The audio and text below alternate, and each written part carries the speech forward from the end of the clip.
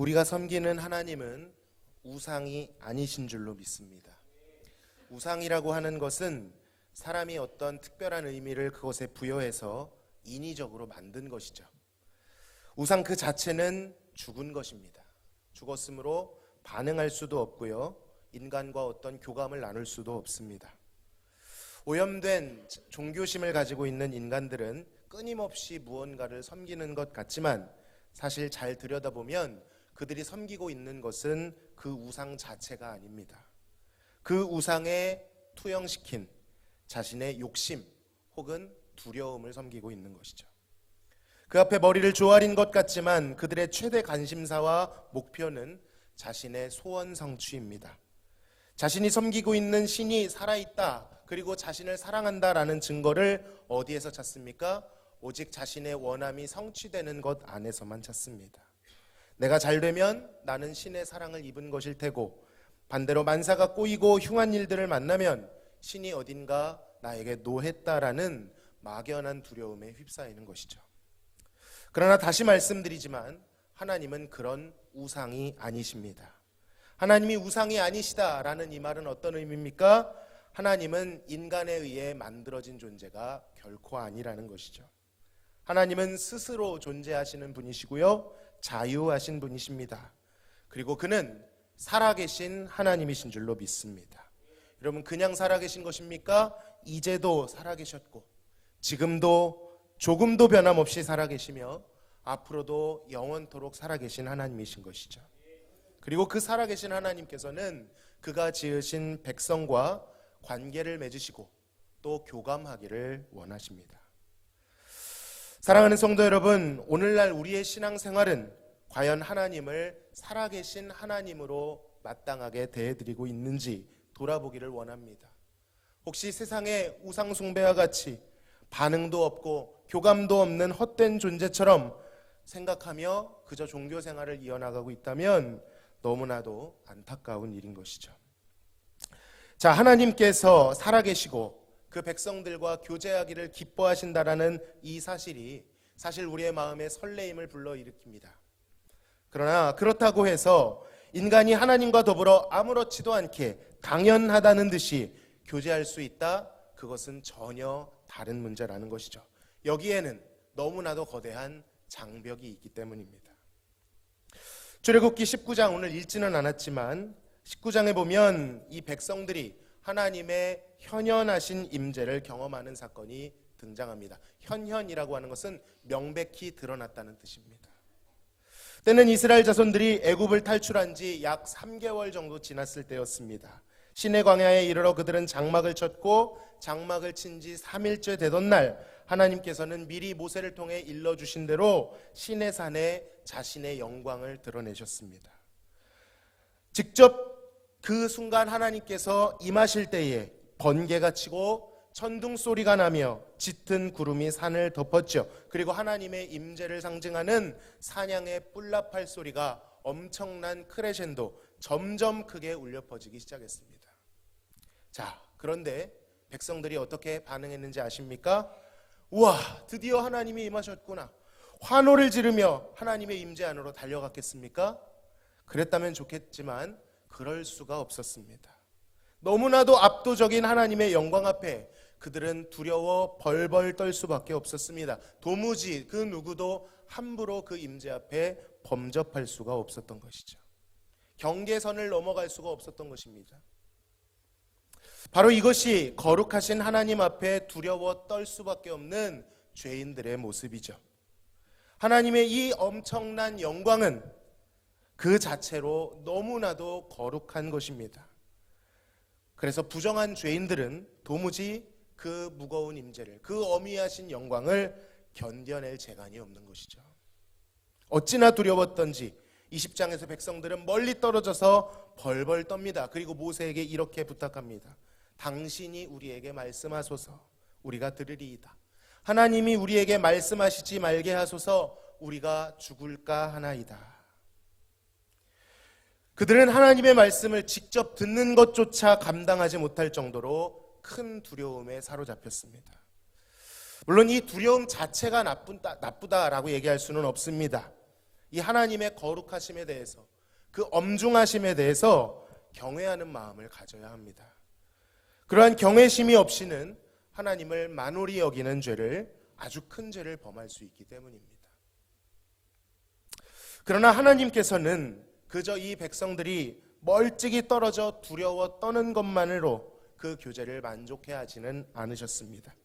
하나님께서는 그 백성들과 더 가까이에서 친밀한 교제를 나누기 위하여 이 장벽을 허물기 위한 몇 가지 중요한 일들을 행하셨습니다. 오늘 설교에서는 하나님께서 그 백성들과의 교제를 이루시기 위해 중요하게 행하신 세 가지의 일들을 살펴보고자 합니다. 첫 번째는 중재자를 세우는 일이었습니다.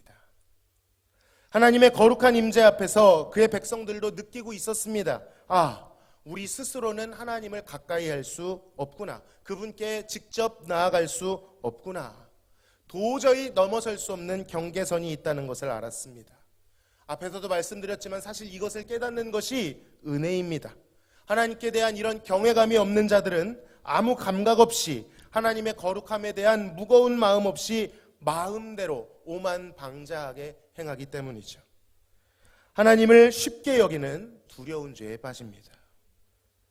그러나 하나님의 거룩하심을 어느 정도 감지한 자들은 순간 하나님 앞에 섰을 때 절망감에 빠집니다. 스스로 하나님 앞에 설 수 없다는 절망이죠. 그런데 이런 절망은 필요한 것입니다.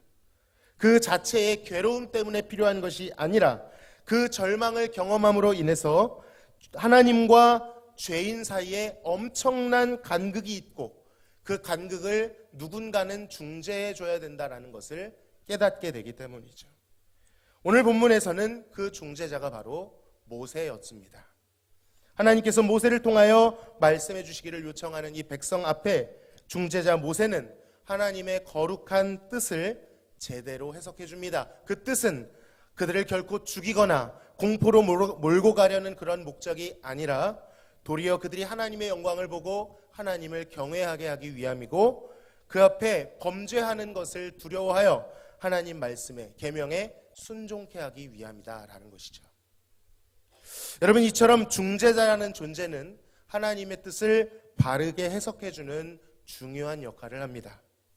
두려워 떠는 백성들이 하나님을 오해하지 않도록 바른 태도를 가지고 하나님 앞에 나아갈 수 있도록 도와주므로 하나님과 백성들 사이에 있는 장벽을 허물어 줍니다.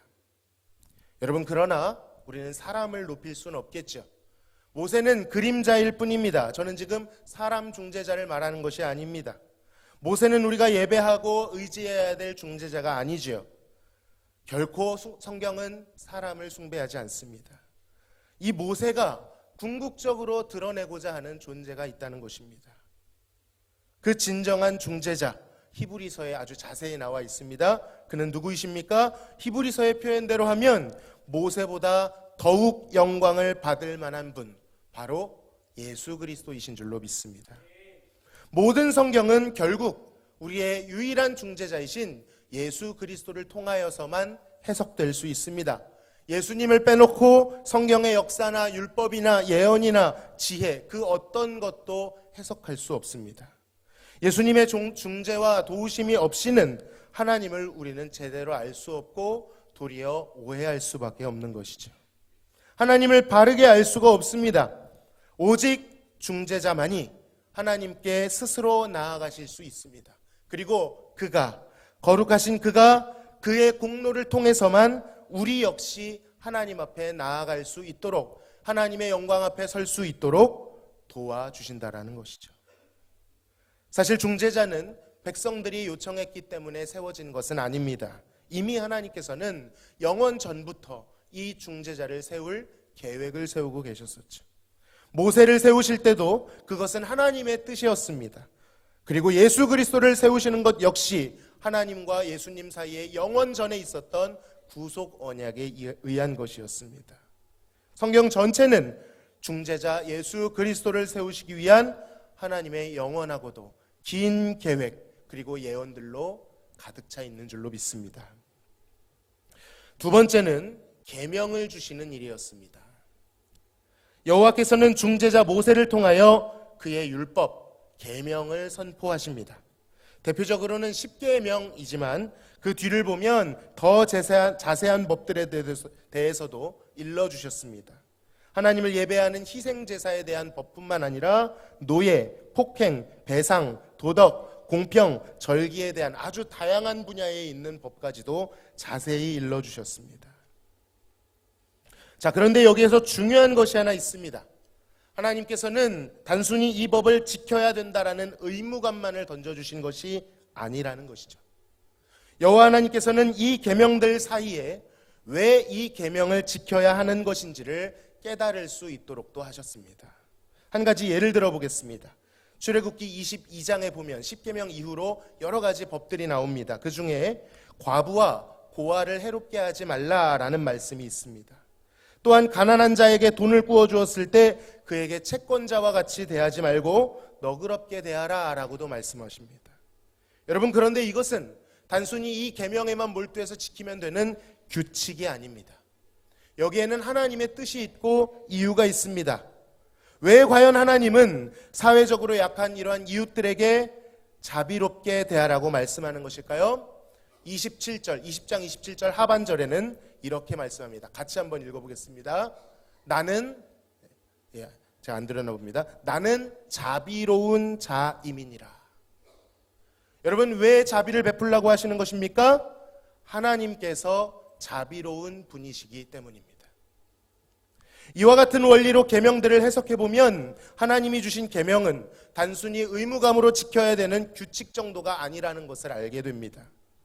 이 계명에는 하나님의 성품이 반영되어 있는 것입니다. 그러니까 계명을 잘 살펴보면 하나님의 성품이 어떤지, 하나님이 어떤 분이신지를 알 수가 있다라는 것이죠. 거룩을 요구하시는 하나님이 곧 거룩하시며 자비를 베풀라고 말씀하시는 하나님께서 자비로우십니다. 재판을 굽게 하지 말라고 하시는 하나님께서 편벽되이 행하지 아니하신다라고 말씀합니다. 그는 공의롭고 정의로운 하나님이시죠. 하나님만을 섬기고 우상을 섬기지 말라라고 하신 하나님의 계명은 무엇을 드러냅니까? 하나님만이 홀로 하나이신 살아계신 하나님이시며 그도 그의 백성들에 대하여 나뉘지 않은 마음으로 온전히 사랑하시고 엄청난 열정으로 그들을 바라보신다라는 것을 이해할 수 있습니다. 하나님이 우리에게 대하여 전심이기 때문에 우리에게도 전심을 요구하시는 것이죠. 이웃들을 존중하고 특히 약자들을 멸시하지 말라는 이 계명은 하나님께서 그의 약한 백성들을 사랑하시며 그들이 약하다고 해서 멸시하거나 버리지 않으신다는 것을 알 수 있게 합니다. 70번씩 7번 왜 용서하라는 것입니까? 주님께서 그렇게 영원토록 우리를 용서하신다라는 뜻입니다.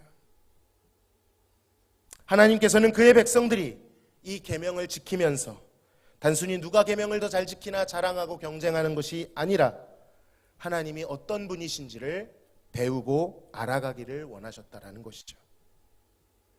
계명은 하나님을 배우는 것입니다. 계명을 준수할 때 하나님의 성품에 동참할 수 있는 것이죠. 여러분, 애굽의 영향력 아래에서 400년이라는 시간 동안 이스라엘 백성들은 종살이를 했습니다. 이 긴 시간은 결코 무시할 수가 없는 시간입니다.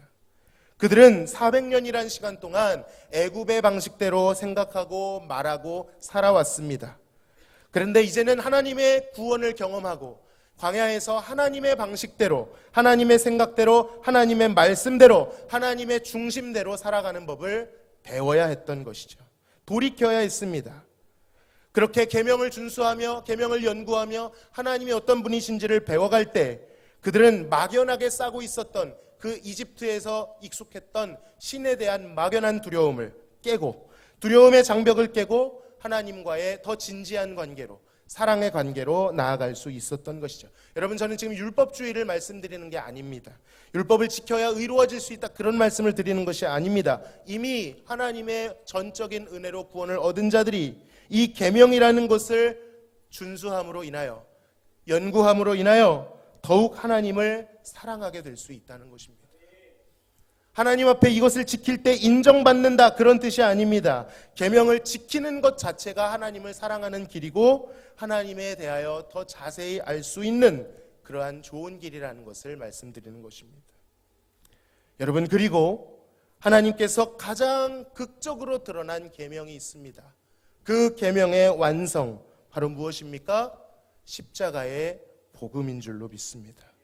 하나님이 어떤 분이신지, 우리를 향하여 어떤 생각과 정서를 가지고 계신지, 우리를 위하여 어떤 일을 행하셨는지 알고 싶으십니까? 다른 느낌, 다른 증거가 필요하지 않습니다. 예수 그리스도의 십자가를 바라보면 되는 것입니다. 그 십자가에는, 그 복음에는 하나님의 의가 나타난다라고 말씀합니다. 이 의라는 뜻은요, 하나님의 기준이 나타난다는 뜻입니다. 하나님이 어떤 생각을 가지고 계신지, 무엇을 옳게 보시는지를 말씀하고 있다는 것이죠. 우리를 위하여 어디까지 내어주셨고 어떻게까지 하실 수 있었는지를 우리는 십자가 복음을 통해서 알게 되는 것입니다. 끝으로 세 번째, 하나님은 언약을 맺어주셨습니다. 오늘 우리가 읽은 본문에는 모세와 아론, 그리고 아론의 아들 나답과 아비후, 또 추가로 이스라엘 70 장로들이 여호와께 함께 올라갑니다. 물론 그 안에도 구분은 있었습니다. 모세만 가까이 나아가고 어느 정도 거리를 두고 나머지는 하나님의 임재를 경험하죠. 그리고는 내려와서 여호와께로부터 받은 모든 말씀과 율례를 백성들에게 전달했고, 그 백성들은 순종을 맹세합니다. 그리고 모세는 그 모든 말씀을 기록하였으며 이튿날 아침이 되었을 때 너무나도 중요한 의식을 거행하게 됩니다. 먼저는 하나님의 임재를 상징하는 제단을 쌓았고요, 또 12지파를 상징하는 12개의 돌기둥을 세웠습니다. 젊은이들에게는 숫송아지를 잡아 여호와께 번제와 화목제를 드리도록 했습니다.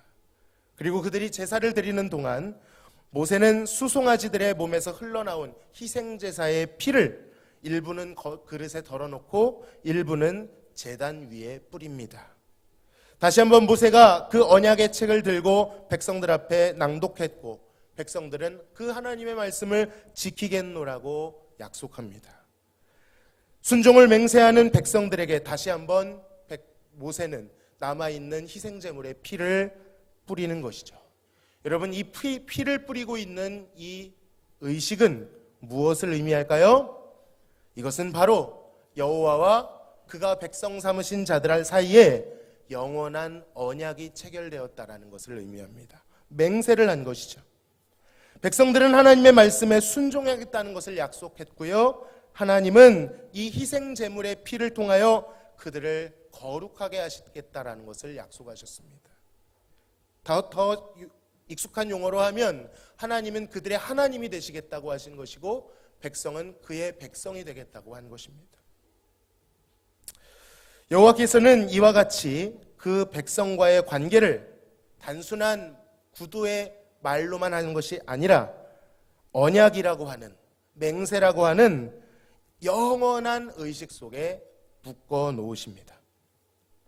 사실 이 언약이라고 하는 것은 우리가 신약에 가면 더 구체적으로 살펴볼 수 있지만, 여기에서는 하나님께서 반드시 이 언약에 기초하여 백성들과 언약을 맺으신다, 그 정도만 알아도 될 것 같습니다. 어쨌든 이 언약이라고 하는 것의 의미는 영원하다는 뜻입니다. 변하지 않는다는 뜻입니다. 하나님께서는 자신과 그의 백성을 흔들리지 않는 영원한 언약 속에 묶어 놓으셨습니다. 백성들이 혹 실패할지라도 하나님은 실패하지 않으십니다.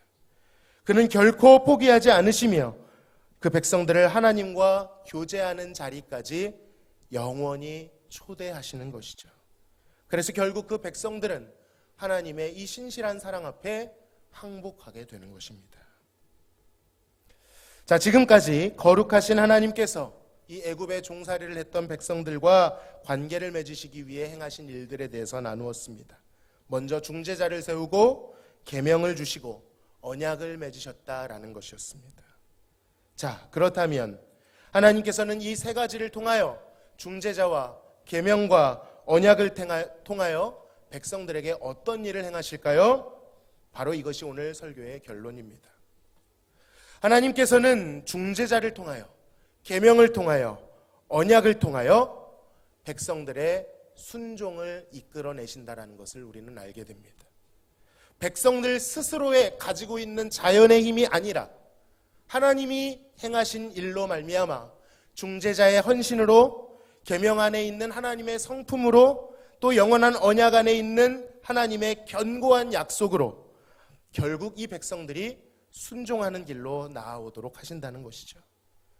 그렇게 순종해 갈 때 백성들은 비로소 하나님과 교제하며 그의 아름다우심을 경험하게 되는 것입니다. 오늘 본문 10절과 11절을 보시면 모세와 아론과 그 두 아들 나답과 아비후 그리고 70인 장로들이 하나님 앞에 서게 됩니다.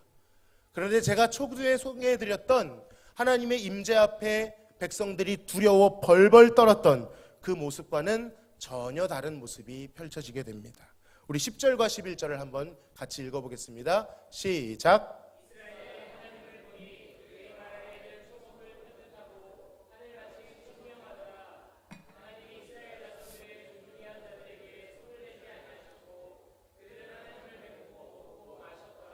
아멘. 앞에서는 백성들이 두려움에 압도되어 그 곁으로 도무지 나아가지 못했는데 본문에서는 그들이 이스라엘의 하나님을 어떻게 했습니까? 배웠다라고 말씀합니다. 그리고 하나님께서도 그들을 존귀하게 여겨 손을 대지 아니하셨고 더불어 먹고 마시는 영적 식탁의 교제가 일어나게 되는 것입니다. 그들은 하나님의 영광을 보았으나 죽지 않았습니다. 두려움 속에 함몰되지 않았습니다.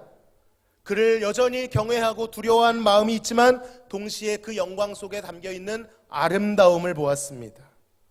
사실 하나님을 보았다기보다는 성경 표현대로 하면 하나님 발 아래에 아주 일부분을 보았을 뿐인데 그 모습조차도 너무나도 진귀했습니다.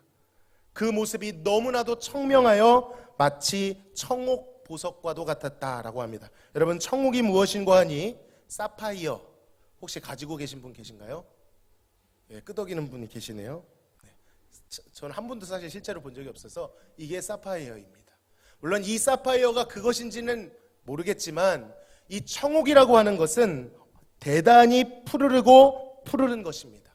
푸르른 하늘보다 더 맑고 청명하고 정결한 하나님의 거룩한 어떠한 영광의 요소들이 보여진 것 같습니다. 하나님의 발 아래 일부만 보았는데도 그들은 충분히 감탄할 수 있었습니다. 그들이 하나님과 더불어 나누었던 이 교제는 그들의 영혼을 온전하게 만족시켜주고 그들의 영혼이 전율할 수 있도록 만들어 주었다는 것이죠. 물론 이 뒤에 하나님의 백성들은 또 불순종에 빠지고 하나님을 배반하기도 합니다. 그러나 성경 전체를 우리가 살펴보면 결국 이 오랜 백성의 실패에도 불구하고 하나님께서는 오랜 인내와 오랜 희생과 오랜 역사를 통하여 그들을 순종하도록 항복하도록 만드시는 하나님이셨다라는 것입니다.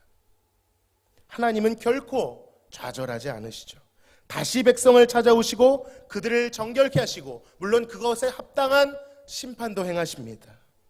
돌판은 깨어져도 그들의 마음판에 순종할 수 있도록 부드러운 마음을 넣어주시겠다라고 약속하십니다. 모세보다 뛰어난 영원한 중재자 예수 그리스도를 통하여 우리를 도우십니다. 그 어떤 계명보다도 가장 하나님의 어떠하심을 잘 드러내 주시는 예수님의 십자가의 복음을 통하여 우리에게 가르쳐 주시죠. 하나님 사랑과 이웃 사랑을 가르치십니다. 예수 그리스도의 그 약속을 통해 우리를 영원토록 거룩하게 하십니다. 말씀을 맺겠습니다. 사랑하는 성도 여러분, 우리의 완전한 중재자요 완전한 계명이시요 약속이신 예수 그리스도를 통하여 순종의 길로 나아가시기를 바랍니다. 순종을 거듭할수록 우리는 하나님을 더 알아가게 될 것입니다. 더 배우게 될 것입니다. 그리고 점점 그 교제가 깊어질수록 주님을 뵙지만 죽지 않는 그 가장 극명한 좌소인 십자가 앞에 안식을 얻게 될 줄로 믿습니다.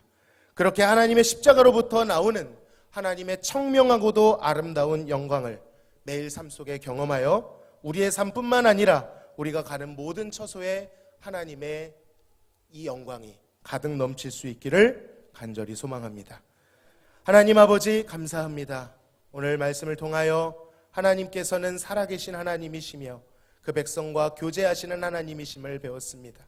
하나님이 우상이 아니라는 사실에 감사를 드립니다.